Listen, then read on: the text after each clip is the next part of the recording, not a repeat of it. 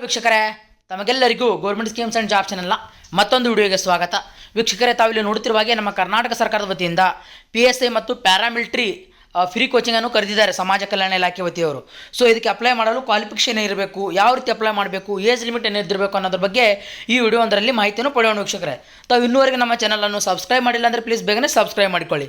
ತಾವು ಇಲ್ಲಿ ನೋಡ್ಬೋದು, ಪರೀಕ್ಷಾ ಪೂರ್ವ ತರಬೇತಿ ಕೇಂದ್ರ ಅಂತೇಳಿ ಅಧಿಸೂಚನೆ ಕೂಡ ಹೊರಡಿಸಿದ್ದಾರೆ. 2024-25ನೇ ಸಾಲಿಗೆ ಸಮಾಜ ಕಲ್ಯಾಣ ಇಲಾಖೆಯ ಪರೀಕ್ಷಾ ಪೂರ್ವ ತರಬೇತಿ ಕೇಂದ್ರದ ಮೂಲಕ ಪರಿಶಿಷ್ಟ ಜಾತಿ ಅಭ್ಯರ್ಥಿಗಳಿಗೆ ಸಬ್ ಇನ್ಸ್ಪೆಕ್ಟರ್ ಅಂದರೆ PSI ಪ್ಯಾರಾಮಿಲಿಟರಿ ಪೂರ್ವ ನೇಮಕಾತಿ ತರಬೇತಿ ನೀಡುವ ಸಂಬಂಧ ಕರ್ನಾಟಕ ರಾಜ್ಯದ 4 ಕಂದಾಯ ವಿಭಾಗಗಳಲ್ಲಿ ಪ್ರತ್ಯೇಕವಾಗಿ 75 ದಿನಗಳ ವಸತಿಯುತ ತರಬೇತಿ ನೀಡುವ ಬಗ್ಗೆ ಅಂತ ಹೇಳಿದ್ದಾರೆ. ಸೊ ಇದು ಕೆಲವೊಂದು ದಿನಗಳ ಮುಂಚೆ ಅರ್ಜಿಯನ್ನು ಕರೆದಿದ್ದರು, ಬಟ್ ಇವಾಗ ಡೇಟನ್ನು ಮತ್ತೆ ಎಕ್ಸ್ಟೆಂಡ್ ಮಾಡಿ ಮತ್ತೊಂದು ಸಲ ಅರ್ಜಿಯನ್ನು ಕರೆದಿದ್ದಾರೆ.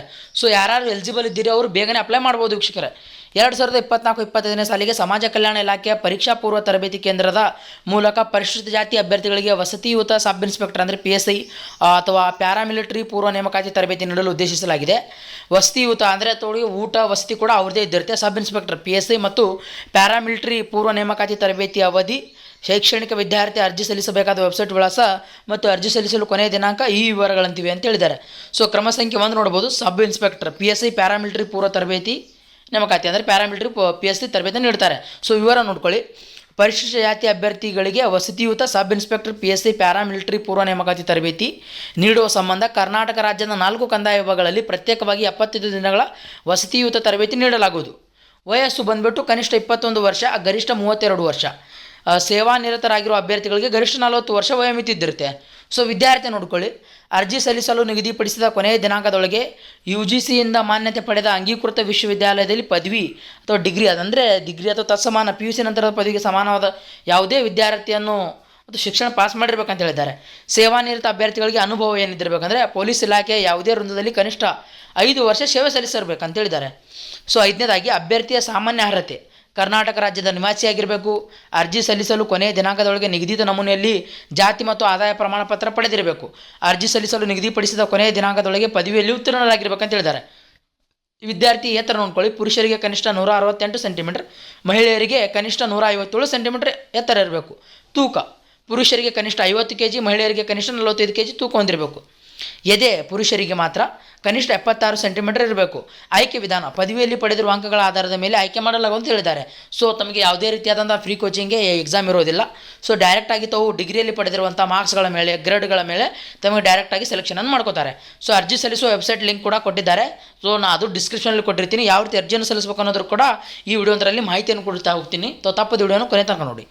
ಅರ್ಜಿ ಸಲ್ಲಿಸಲು ಕೊನೆಯ ದಿನಾಂಕ ಬಂದುಬಿಟ್ಟು 31/8/2024. ಗಮನದಲ್ಲಿಡಬೇಕಾದ ಅಂಶಗಳು ಕೊಟ್ಟಿದ್ದಾರೆ. ಸೊ ಇಲಾಖೆ ವೆಬ್ಸೈಟ್ನಲ್ಲಿ ಕಾಲಕಾಲಕ್ಕೆ ನೀಡಲಾಗುವ ಮಾಹಿತಿ ಅಧಿಕೃತ ಹಾಗೂ ಅಂತಿಮವಾಗಿರುತ್ತೆ ಅಂತ ಹೇಳಿದ್ದಾರೆ. ಇಲಾಖೆ ವತಿಯಿಂದ ಯಾವುದೇ ಪತ್ರ ವ್ಯವಹಾರವನ್ನು ನಡೆಸಲಾಗುವುದಿಲ್ಲವಾದ್ದರಿಂದ ಇಲಾಖಾ ವೆಬ್ಸೈಟನ್ನು ಕಾಲಕಾಲಕ್ಕೆ ವೀಕ್ಷಿಸತಕ್ಕದ್ದು. ತಪ್ಪು ಮಾಹಿತಿ ಕಾರಣದಿಂದ ಉಂಟಾಗಬಹುದಾದ ಲೋಪಗಳಿಗೆ ಸಂಬಂಧಪಟ್ಟ ಅಭ್ಯರ್ಥಿಗಳೇ ಜವಾಬ್ದಾರರಾಗಿರ್ತಾರೆ ಅಂತ ಹೇಳಿದ್ದಾರೆ. ಸೊ ತಾವು ಯಾವುದೇ ರೀತಿಯಾದಂಥ ತಪ್ಪು ಮಾಹಿತಿಗಳನ್ನು ನೀಡಬಾರ್ದು ಅಂತ ಹೇಳಿದ್ದಾರೆ. ವೀಕ್ಷಕರೇ, ಸೊ ತಾವು ಈ ಹುದ್ದೆಗಳಿಗೆ ಯಾವ ರೀತಿ ಅಪ್ಲೈ ಮಾಡಬೇಕಂದ್ರೆ ಇಲ್ಲಿ ನಾನು ತೋರಿಸ್ತಾ ಇದ್ದೀನಿ, ನಮಗೆ ನೋಡ್ಕೊಳ್ಳಿ. ಸೊ ನಾ ಕೊಟ್ಟಿರುವ ಡಿಸ್ಕ್ರಿಪ್ಷನಲ್ಲಿ ಕೊಟ್ಟಿರುವ ಲಿಂಕ್ ಮುಖಾಂತರ ತಾವು ಈ ವೆಬ್ಸೈಟನ್ನು ಓಪನ್ ಆಗುತ್ತೆ. ಅದರ ಮೇಲೆ ಕ್ಲಿಕ್ ಮಾಡಿದ ನಂತರ ಅಲ್ಲಿ ಕ್ಲಿಕ್ ಮಾಡಿದ ನಂತರ ನೋಡ್ಕೋಬೋದು, ಪೂರ್ವ ನೇಮಕಾತಿ ವಸತಿಯುತ ಪೊಲೀಸ್ ಸಬ್ ಇನ್ಸ್ಪೆಕ್ಟರ್ ತರಬೇತಿಗಾಗಿ ಆನ್ಲೈನ್ ಅರ್ಜಿ ಅಂತ ಹೇಳಿದ್ದಾರೆ. ಸೊ ಇಲ್ಲಿ ಅರ್ಜಿ ಸಲ್ಲಿಸಿ ಅಂತ ಇದೇನಲ್ಲ, ಅದ್ರ ಮೇಲೆ ಕ್ಲಿಕ್ ಮಾಡ್ಕೋಬೇಕು. ಕೊನೆ ದಿನಾಂಕ ಕೂಡ ಇಲ್ಲಿ ಡಿಸ್ಪ್ಲೇ ಶೋ ಆಗ್ತಿರ್ಬೋದು ನಮಗೆ, 30/11/2024 ಸಂಜೆ 6 ಗಂಟೆವರೆಗೆ ಅಂತ ತಿಳಿಸೋ. ಅರ್ಜಿ ಸಲ್ಲಿಸಿ ಮೇಲೆ ಕ್ಲಿಕ್ ಮಾಡ್ಕೋಬೇಕು.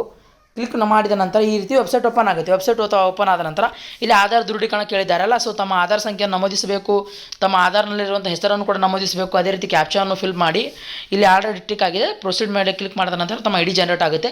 ಸೊ ID ತೊಗೊಂಡು ಮುಂದೆ ಬರುವ ಎಲ್ಲ ಡೇಟಾಗಳನ್ನು, ಮಾಹಿತಿಗಳನ್ನು ಕೇಳ್ತಾರೆ.